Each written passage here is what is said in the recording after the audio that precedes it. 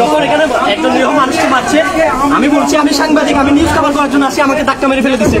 যখন আমি যখন ভিডিও করতেছি তখন আমার ক্যামেরাটা নিয়ে ফেলতে চেয়েছিল এবং কি ভেঙে ফেলতে চেয়েছিল। ছোট একটা মিছিল নিয়ে আন্দোলনকারীরা যেহেতু সামনে আসছে, আমাদের সহকর্মীরা দূরে আসছে, এদিকে আসছে আমাদের সাংবাদিককর্মীরা।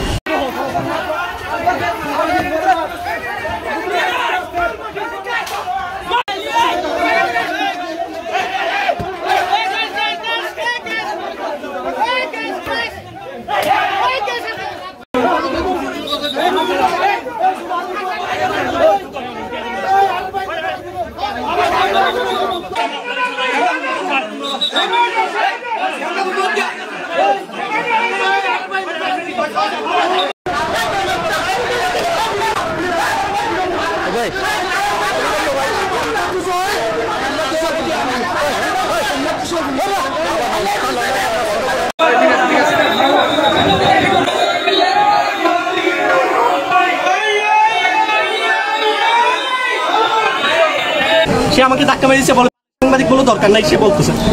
আমরা তো ভাই নিউজ কভার করছি, এখানে দুই পক্ষের দূরাদূরি দেখে আমরা এখানে আসছি।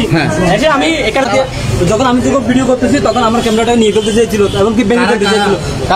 কর্মীরা, ছাত্রলীগের কর্মীরা। আপনি কোথায় কাজ করেন? আমি আচ্ছা, এখানে একটা ছোট একটা মিছিল নিয়ে আন্দোলনকারীরা যেহেতু সামনে আসছে, আমাদের সহকর্মীরা দূরে আসছে, এদিকে আসছে আমাদের সাংবাদিককর্মীরা। যখন আসছে আমরা ওদের পিছন আসছি, পিছন আসার পরে এখানে একজন টমটম চালক, আমরা যতটুকু জানতে পারছি সে টমটম চালক। এখন আমাদের সাংবাদিককর্মীরা যখন এদিকে ঢুকছে, এখন ছাত্রলীগের ছেলেরা এসে আমাদের সাংবাদিকদের উপর হামলা করতেছে। ভাই এটা কোন ধরনের আমরা তো দায়িত্ব পালন করতে আছি, আমরা তো ওদের দায়িত্ব পালন করতে আছি। যখন দাওয়া পাল্টা দেওয়া হচ্ছে তখন আমরা সবাই আসি, পেশার খাতিরে আমরা সংবাদ কভার করতে আসছি। এখানে আমরা দেখছি হলো একজন লোক, সে বসে আছে হোটেলে, তাকে এসে পিটাচ্ছে। তখন আমরা জানছি হলো সে একজন টমটম ড্রাইভার, তাকে যখন পিটাচ্ছে আমরা সবাই আসছি। তখন এই চিত্রটা ধারণ করতে গিয়ে সবার উপর আমাদের সৌরভদেব দেশ টিভিতে তার হাতের অবস্থা খারাপ হয়ে গেছে, আমাদের সবাইকে পিটাইছে। কেন টার্গেট করা হবে? আমরা কি করছি? আমরা সংবাদ কভার করতে আসছি। আমরা যখন দেখি যে সে একজন টমটম চালক, সে নিজেও বলতেছিল টমটম চালক, তার উপরে যখন হামলা হচ্ছিল আমরা সবাই তাকে, এবং সেখানে আওয়ামী লীগেরও কয়েকজন ছিল, তারা হচ্ছে গিয়ে তাকে সেভ করার জন্য তাকে চেষ্টা করছিলাম।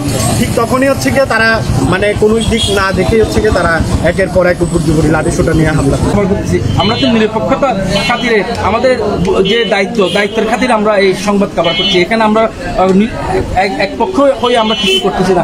এখানে আমাদের হুমকি দেওয়া, আমাদেরকে থ্রেট দেওয়ার কোনো কিছু আমরা আসলে দেখছি না। এটা বিষয় দুঃখজনক।